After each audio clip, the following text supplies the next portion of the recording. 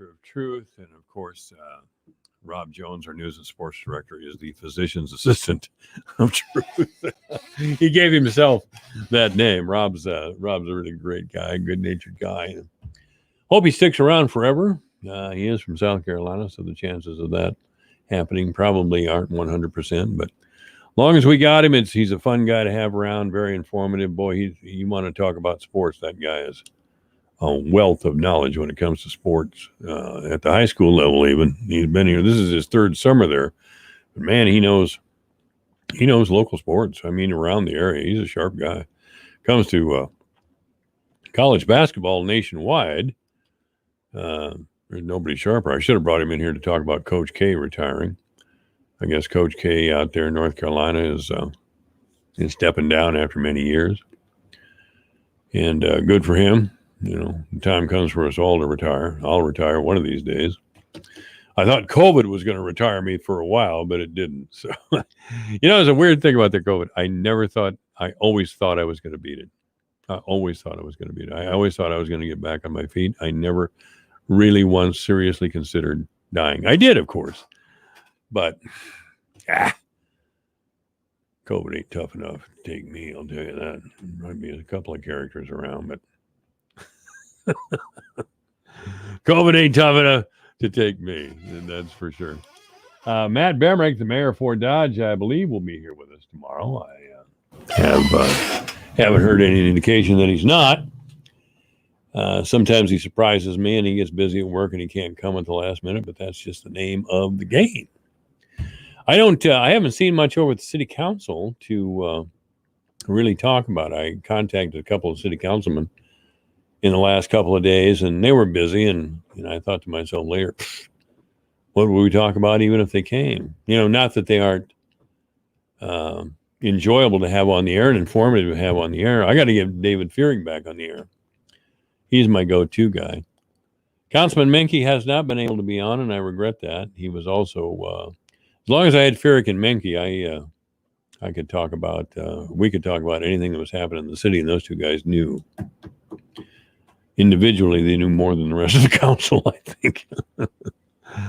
But that's the name of that tune. So if you know anything about the city or what's happening in the city or have a question for the mayor tomorrow, it's 955-1400. If you want to call me now, that's fine.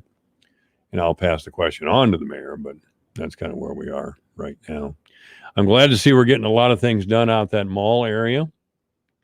It's going to be a long slug, I know, but the decent weather we've had, April, of course, and a lot of May was rainy.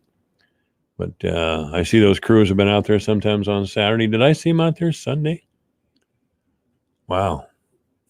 I got mail Memorial Day. I didn't think they worked the mailmen on holidays, but perhaps they were contractors or something. I don't know. It could have been. They pulled up in a mail truck anyway, and I got mail on Memorial Day. I don't know their policies over there.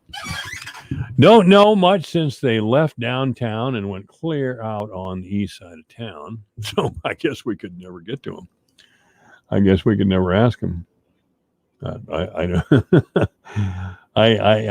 it's been quite a while now, but I would certainly want to know factually sometime why in the world that we made that move clear out there. Liz Cheney, of course, oddly, has the same problem as Donald Trump. She doesn't know when to shut up. Trump didn't know when to shut up. I was just on the phone a little while ago with Big Ed from Georgia. Trump cost the Republican Party the 2 Senate seats in Georgia. If Trump would have shut up, they would have won at least one, and they would have had a clear majority in the Senate. Of course, there's serious conversation among the noblemen of the left in Washington about, one, getting rid of the filibuster. Oh, my God, we'll just never get anything done without that. You're not supposed to.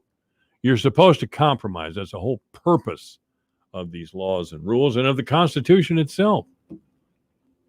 You're not supposed to have unlimited power. That was my problem with the Supreme Court, and it's still my problem with the Supreme Court, both at the state and federal level.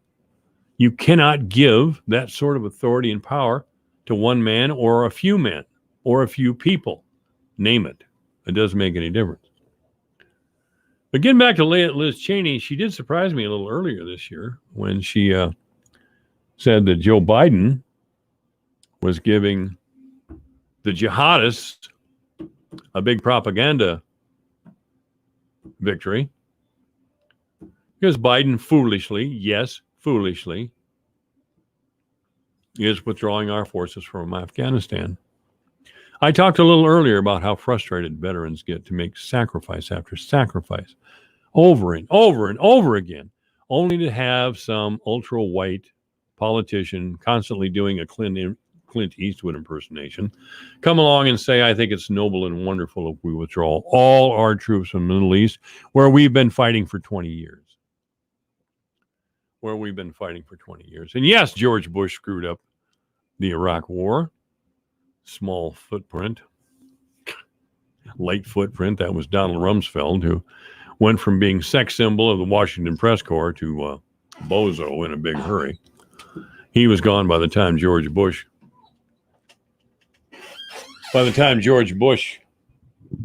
ran for a second term. He was out. According to Liz Cheney, withdrawing our forces from Afghanistan by September 11th will only embolden the very jihadists who attacked our homeland on that day 20 years ago by declaring that this withdrawal is not based on conditions on the ground. The Biden administration is sending a dangerous signal that the United States fundamentally does not understand or is willfully ignorant of the terrorist threat. Joe Biden is willfully ignorant. As you heard me talk a little earlier today, he believes white supremacy is the biggest threat to our country, not the jihadists. This is Biden's mindset. According to Liz Cheney, President Biden's decision hands the Taliban and Al-Qaeda a propaganda victory, abandons our global leadership position, and plays into our adversaries' hands. As we saw with President Obama's reckless decision to pull troops out of Iraq in 2011, retreat does not end the fight against terrorism unless in your old white head you think real terrorism comes from your fellow citizens who oftentimes fought in wars you wanted no part of. That's bipartisan, by the way. Bill Clinton, Joe Biden, George Bush, Dick Cheney.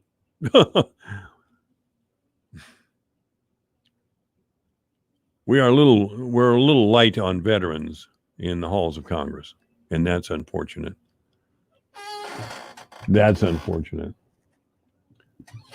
John McCain, I was not a fan of John McCain. I thought he loved that spotlight microphone too much. Oh, he just loved to be the Maverick. He loved that title.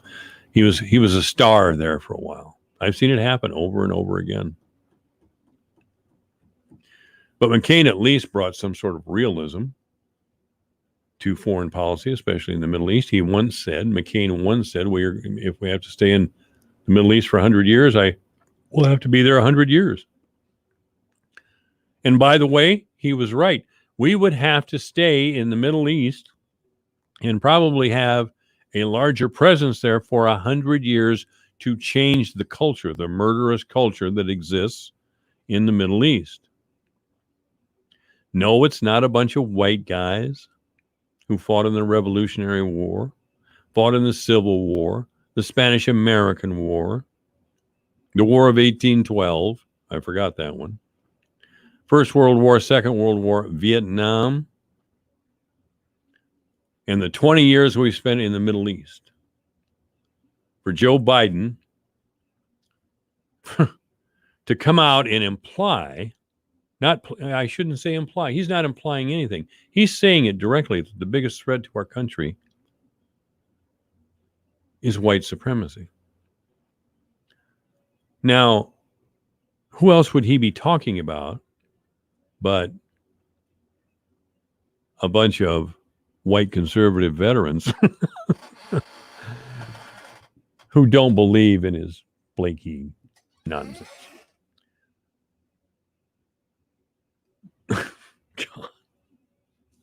Remember Bright when Biden ran for president in 1988? Biden ran for president and gave a speech that turned out to be almost word for word a speech given by, who was it, Nigel Harrison, a British politician. Then I might be shaky on that name. But Biden gave a speech that was almost word for word taken from a British politician. He huffed and puffed after he was caught, of course, because Biden huffs and puffs. But he resigned. He stepped out away from the race. Obama named him vice president because Biden was a Democrat who would take the job, first of all, and he'd been in the Senate forever. A career politician making moral judgments on an entire group of people who, by the way, built the kind of life that Joe Biden has lived. Biden is sneering and practically spitting on men and women who built the kind of life, luxurious life, that he and people like him have lived. I'm not talking about white supremacists. Somebody want to tell me what that means? I got a better idea, because everybody's going to have a different idea. I think Joe Biden owes us an explanation. Can you tell me who these people are, Joe Biden?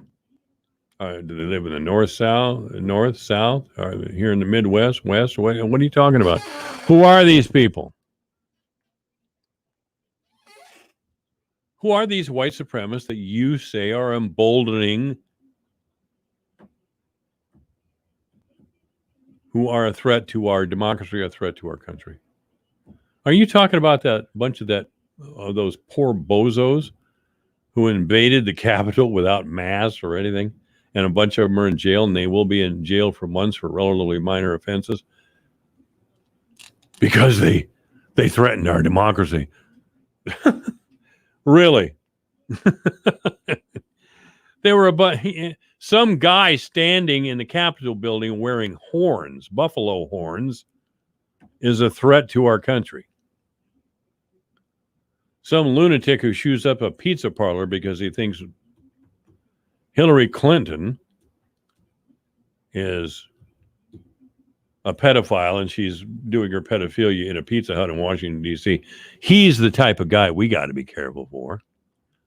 I mean, the man's not rational, but he's turned into, him and the horn guy have been turned into these archetypical white supremacist, white conservative, white people.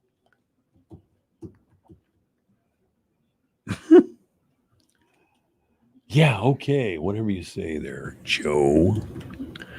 I think we should respond. I don't think we can sit around and just say this will pass.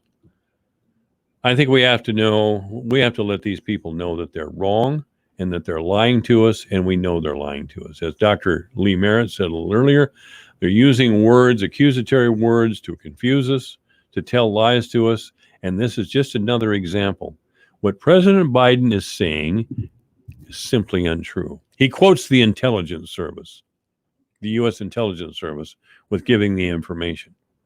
I want to tell you, his people got in touch with some people at the intelligence services and said, this is what we want. And all of a sudden, Christopher Wray of the FBI, of all people, is saying, yes, President Biden, you're right.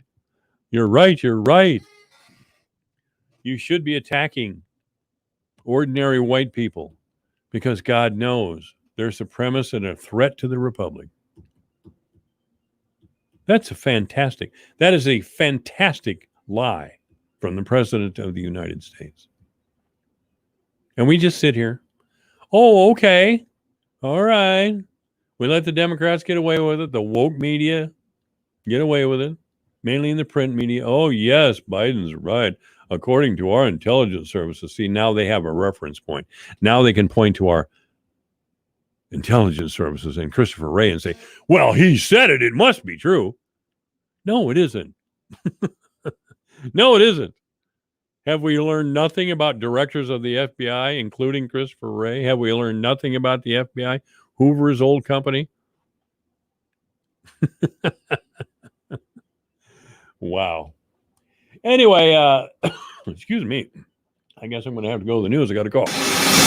Michael Devine at AM 1400 KVFD. Listen to this. Making radio great again. It's 4:29. Your news, your town, your station.